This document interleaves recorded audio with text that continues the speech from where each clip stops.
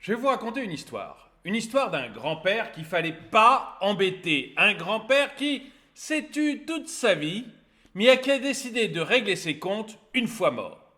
Bonjour et bienvenue dans cette nouvelle vidéo de DME en direct. Comme toujours, si vous n'êtes pas abonné, bien, je vous suggère de le faire et de cliquer sur la cloche pour être prévenu lorsque je sors une nouvelle vidéo. Et jusqu'à ce soir, 12 mars 2024, jusqu'à ce soir, 12 mars 2024, si vous achetez quelque chose sur la boutique DME, eh bien je vous fais moins 20% sur tous les produits à la boutique DME, c'est-à-dire des sweats comme celui-là, des sweats à capuche, des mugs comme celui-ci, des polos, des t-shirts, des casquettes, des magnets, des autocollants.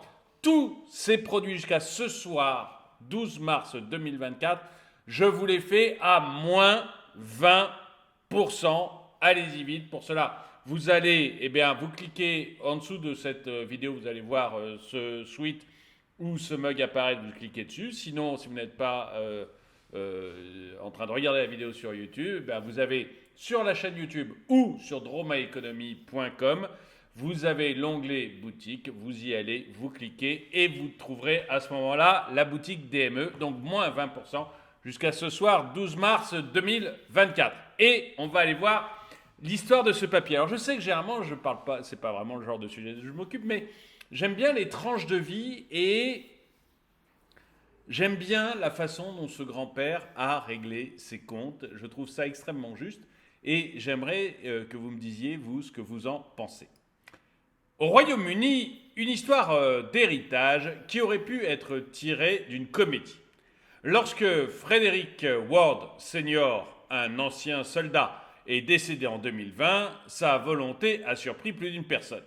Malgré une fortune de plus d'1 million d'euros, ses petites filles, Carol, Angela, Amanda, Christine et Janet, se sont retrouvées avec seulement 60 euros chacune dans les poches, tandis que leurs cousins se partageaient un appartement valant près de 500 000 euros.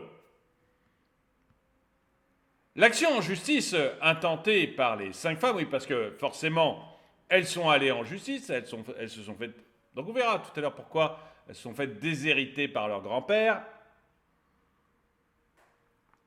Ça manque pas de saveur, comme mon café, mais voilà. Il y a eu donc une action, elles se sont pas faites laisser déshériter comme ça, elles ont fait une action en justice et vous allez voir que pour une fois, la justice, à mon avis à moi, a bien tranché, vous me donnerez votre avis à vous. Mais il faut avoir vu l'ensemble de l'histoire pour bien comprendre. L'action en justice intentée par les 5 femmes semblait être leur cri de protestation contre ce qui semblait être une farce, voire même une mauvaise farce, on pourrait dire. Elles réclamaient leur part, s'attendant à un tiers de l'héritage considérable laissé par leur grand-père, puisqu'il était millionnaire. Cependant, la justice britannique n'a pas vu les choses de cette manière. Selon le juge James Brightwell, ce que j'aime beaucoup avec les Britanniques, c'est qu'on a le nom des juges. Vous savez, je vous avais parlé, j'avais fait une vidéo sur un squatter notamment. Un squatter qui avait donc squatté une maison et qui au bout d'un moment se l'était appropriée. C'est-à-dire que la justice avait dit, vous la squattez depuis longtemps, maintenant elle est à vous.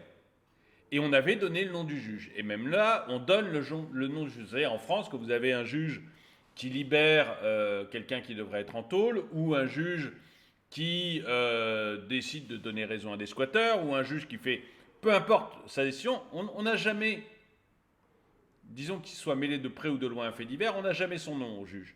Là, au moins, les choses sont claires avec les Britanniques, on a le nom du juge. Donc, James Brightwell, le testament de Ward Sr., rédigé en 2018, était tout à fait raisonnable, même s'il laissait un goût amer à ses petites filles.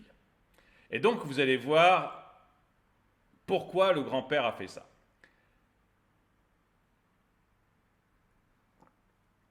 L'histoire prend une tournure presque burlesque lorsque l'on découvre les raisons de ce legs minuscule.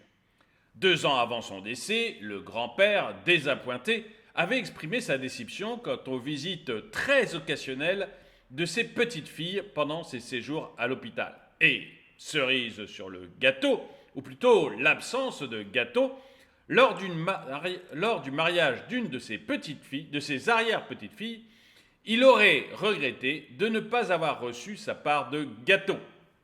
On l'avait laissé en plan lors du mariage. C'est-à-dire que non seulement elles ne sont pas venues le voir à l'hôpital, mais quand il était hospitalisé, mais en plus, il n'a pas eu de gâteau. Ça, c'est limite le côté un peu rigolo. Il n'a pas eu du gâteau de mariage. Et visiblement, ça l'a un petit peu indigné que lui n'ait pas sa part de gâteau de mariage. Ça l'a un peu gavé. Mais j'aime bien le côté, vous voyez, c'est pour ça, quand j'ai lu cet article, j'ai trouvé ça sympa parce que je trouve que c'est un juste retour des choses. C'est pour ça que je voulais vous en parler. Pas l'article en lui-même, ça ne va pas changer votre vie, mais je trouve qu'il y a un juste retour des choses. C'est-à-dire que le brave grand-père, là, eh bien, il se dit, écoutez, les petites filles, elles sont bien, bien mignonnes et tout, mais elles viennent jamais me voir. Elles s'occupent jamais de moi. Elles en ont rien à foutre de ma vie. Eh bien, maintenant que je suis mort, enfin, quand je mourrai, elles auront ma cache. Rien du tout, walou. Pourquoi? Parce que eh ben, elles avaient qu'à s'occuper un peu de moi, de mon vivant. Voilà, j'ai même pas eu de part de gâteau au mariage. Il y a un moment, ras-le-bol. Elles font leur vie, très bien. C'est bon, enfin, on verra comment ça se passera en France, mais moi, je trouve ça plutôt, voilà, j'ai bien aimé lire cet article. J'ai trouvé que c'était assez sympa. Les relations tendues entre le grand-père et les petites filles ont ébranlé les fondements de la famille. Suzanne Wiltshire, fille du défunt, rapporte les sentiments de frustration et de contrariété de son grand-père face à ce qu'il considérait comme un abandon affectif de la part de ses descendantes. Et c'est vrai que, si vous voulez, je trouve ça presque moral, c'est-à-dire que vous n'êtes pas intéressé à la personne pendant sa vie, bah, vous n'aurez rien à sa mort. Je trouve ça limite moral.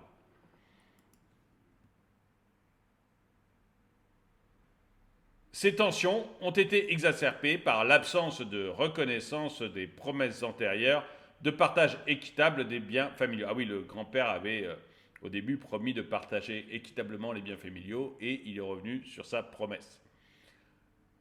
Le cas de Frédéric Warne Senior et de ses petites filles soulève des questions plus larges sur la législation successorale au Royaume-Uni. Contrairement à certains pays comme la France, où la loi assure une part minimale d'héritage aux descendants directs, le système britannique accorde une plus grande latitude aux testateurs pour disposer de ces biens. C'est ce que vous avez, vous savez, sur tous les pays britanniques. Vous avez deux grands droits, le droit napoléonien, entre guillemets, continental, et le droit britannique. Je dis napoléonien parce qu'en fait, il est continental parce que c'est Napoléon qui l'a étendu sur l'ensemble du continent, me semble-t-il. Et puis après, vous avez le droit britannique. Et le droit britannique, c'est vrai que vous faites ce que vous voulez avec votre argent. Alors que dans le droit, donc aux États-Unis, en Angleterre, au Canada, en Australie, en Europe, vous avez aussi, je crois, Malte, les différents pays qui ont été un jour britanniques, en fait, qui ont ce genre d'attitude, où vous faites ce que vous voulez avec votre argent. Voilà. Si vous ne voulez pas le donner à vos enfants, vous ne le donnez pas à vos enfants, lors de votre mort, c'est vous qui décidez. Et leur droit qu'on appelle, enfin que moi j'appelle, c'est peut-être un abus de langage, je ne me rappelle pas, mais continental, où là, vos enfants, quoi qu'il arrive, vous devez leur donner une part assez importante. Je crois que la quotité disponible, c'est-à-dire l'argent dont vous disposez, vous en tant que futur défunt, vous disposez, c'est 25%. Il y a un quart seulement de votre argent que vous pouvez décider de donner à votre maîtresse, aux zoos de Beauval ou à une œuvre caritative. Voilà, il y a 25%, vous faites ce que vous voulez. Mais le reste, en fait, c'est automatiquement vos enfants, vos petits-enfants, évidemment l'État qui en prend une grande partie. Mais voilà, vous n'avez que 25% de quotité disponible, me semble-t-il. Je suis sûr à 99% de mon coût. Maintenant, la loi a peut-être changé depuis la dernière fois où j'avais regardé, mais voilà.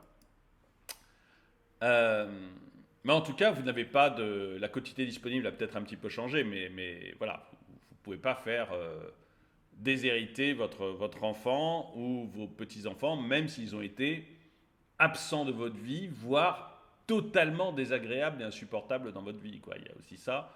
Vous pouvez être brouillé totalement avec votre fils, avec votre fille, ils hériteront quand même de vous. On peut se poser la question de est-ce que c'est une bonne chose ou pas.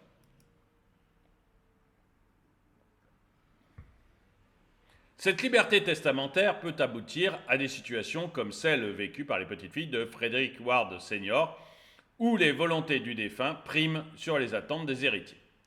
L'affaire des petites filles déshéritées résonne au-delà des frontières britanniques, suscitant un débat sur la justice et l'équité de la transmission du patrimoine familial. Et ça, j'aimerais bien savoir ce que vous en pensez. Est-ce que vous trouvez que c'est juste que le défunt puisse avoir décidé de « je déshérite telle personne et je donne tout mon argent à tel autre parce que c'est mon argent et que je fais ce que je veux » ou est-ce que vous trouvez que le fait d'être enfant, petit enfant, etc., doit assurer au moins une partie de cet argent, quoi qu'il arrive, que l'on touche. Au-delà des considérations financières, c'est le poids des émotions et des attentes non réalisées qui marque cette histoire, témoignant des complexités inhérentes aux relations familiales et à la notion d'héritage. En France, la loi sur l'héritage est plus stricte, mais cette histoire extravagante rappelle que même les testaments les plus sérieux peuvent révéler un trait d'esprit taquin. Le moins qu'on puisse dire, c'est que le grand-père était taquin. Et donc, voilà, j'aimerais bien savoir, moi j'ai bien aimé cet article, c'est pour ça que je voulais vous en faire pareil, j'aimerais bien savoir quelle est votre position à vous. Est-ce que vous pensez que le défunt a le droit de choisir à qui il donne, peu importe s'il donne l'ensemble de son argent à sa maîtresse ou à une œuvre caritative ou au zoo de Beauval, je ne sais pas pourquoi je cite toujours ce zoo, mais bon voilà, peu importe, ou c'est pas sponsorisé par eux, ou est-ce que vous pensez que non, la loi française est bien meilleure, la loi continentale est bien meilleure, puisque les enfants, les petits-enfants sont assurés de toucher une certaine part chacun des biens du défunt. Qu'est-ce que vous en pensez ? Dites-le moi dans les commentaires. En tout cas, merci d'avoir regardé cette vidéo. Mettez-lui un pouce vers le haut, commentez-la, partagez-la. Merci à tous ceux qui soutiennent la chaîne. Et moi, je vous dis à très bientôt.